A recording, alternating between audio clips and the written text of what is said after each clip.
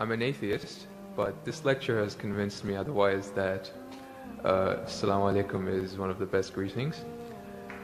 My question is, how... So you're an atheist or a Muslim? No, I'm a Muslim. I'm an atheist, ex-Muslim. You were a Muslim, now you're an atheist. Okay, brother, go ahead. Alright.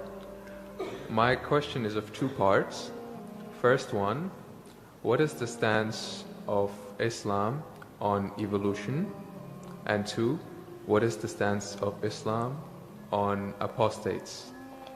The first one, it's how does Islam deal with evolution when as I'm a medical student, my professors, when they show me the skulls of how humans have evolved throughout millions of years, from Homo habilis to Homo erectus to us Homo sapiens, and when they show proof of how evolution has taken place over the years, how do you disprove that when it is fact? It is not theory or it is not a hypothesis anymore.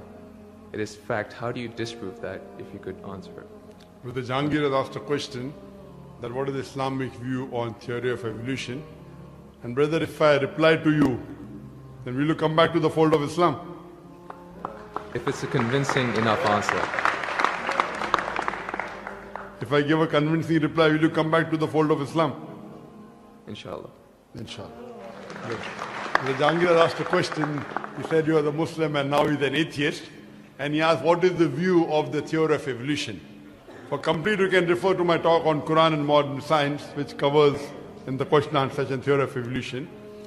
As far as the question on theory of evolution is come, there is no book so far that I have read which talks about fact of evolution. Theory of evolution means the theory.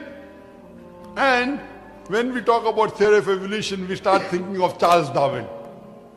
He wrote a book called The Origin of Species.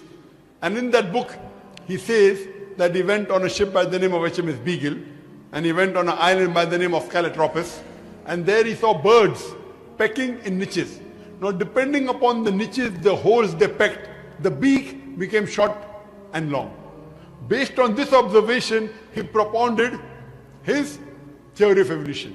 He propounded a natural selection. And Charles Darwin, he wrote a letter to his friend Thomas Thompson in the 19th century, and he said that I do not have proof as far as my theory of evolution is concerned. There are missing links. But because it helps me in rudimentary organ, it helps me in classification, I have propounded this theory. That is the reason when we were in school, if we had to tease any of our friends, we used to call him that you are the missing link. If you were present, Darwin's theory would have been proved right, indicating that he's a monkey. We used to fool around. So there is no proof regarding Darwin's theory at all. It's a theory, it's not a fact. Now in most of the schools, they teach Darwin theory as though it's a fact because they don't have any alternative. Because of that. But no scientist at all can say for sure. Yes, there are many scientists who support Darwin's theory. But as far as recent times are concerned, most of the scientists today they do not agree with Darwin's theory. As far as you talked about the 4 waves of hominoids. First was the Iceman, then was the Neanderthal man, then was the Cro-Magnon. All these that you find, there is no link between them. There is no link whatsoever. According to P.P. Grassi, who held the chair of the evolutionary studies in Paris Sorbonne University, he said, it is letting your imagination run too wild to assume, based on few studies on the vestiges, on the skeletons, to think that we have been created from ape. There is no link at all among all these 4. So Darwin propounded. Now many things of Darwin is correct. For example, life was created from water.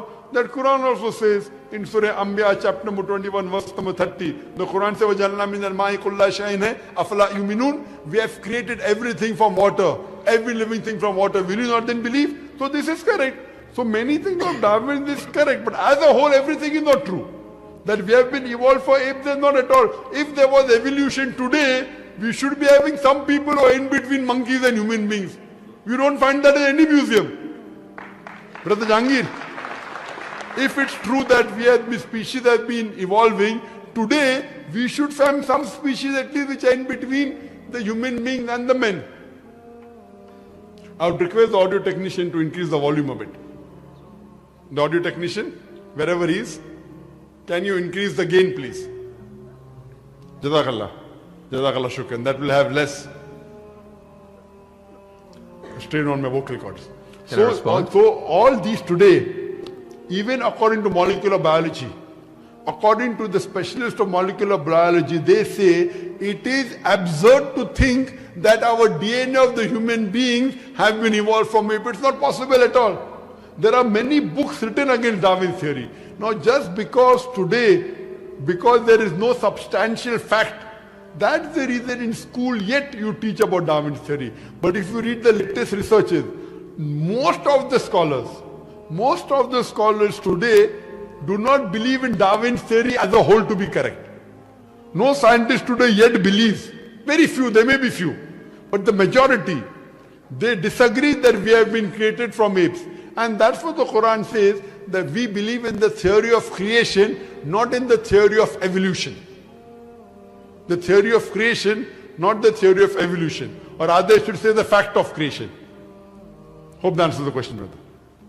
No. So where was the, what did you not understand?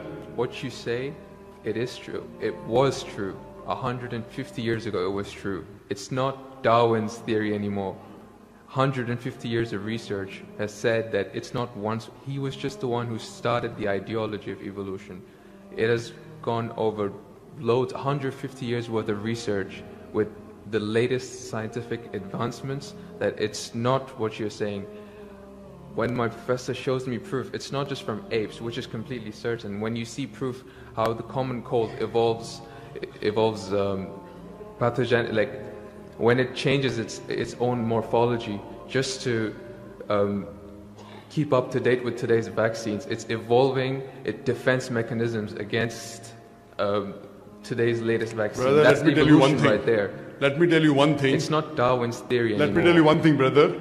I am a medical doctor, and there are many researches being done. If it turns out to be a fact, it has to come in the medical college. It is in the medical college. I'm taught this in university. Sorry?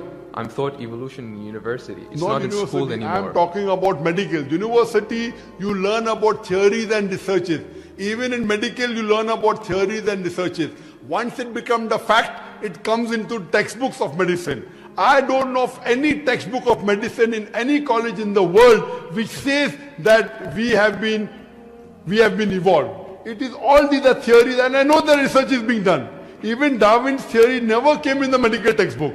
And even what you're talking about, I know there are new and new researches being coming on.